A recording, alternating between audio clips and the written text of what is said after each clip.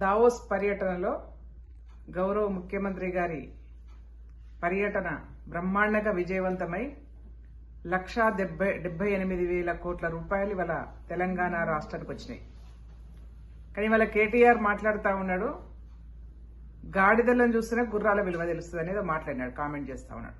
నిజంగానే గాడిదల పరిపాలన అయిపోయింది, గుర్రాల్లాగా పరిగెత్తిచ్చే సమయం ఆసన్నమైంది ఇవాళ తెలంగాణ రాష్ట్రాన్ని. మీరు గాడిదలు కాబట్టి గాడిదలను కాసుకుంటా తెలంగాణ రాష్ట్రానికి ఏం తీసుకురాకుండా గాడిద పళ్ళుదో మీరు ఇన్ని రోజులు ఏం చేసిరని మాట్లాడుతూ ఉన్నారు. తెలంగాణ రాష్ట్రానికి ఇన్ని లక్షల కోట్ల రూపాయలు వస్తున్నందుకు బుద్ధుంటే అభినందించాలి, లేదంటే నోరు మూసుకొని కూర్చోవాలి తప్పిస్తే అనవసరమైనటువంటి మాటలు మాట్లాడి ఇప్పటికే నువ్వు విలన్కు తక్కువ జోకర్కి ఎక్కువ అయిపోయినావు.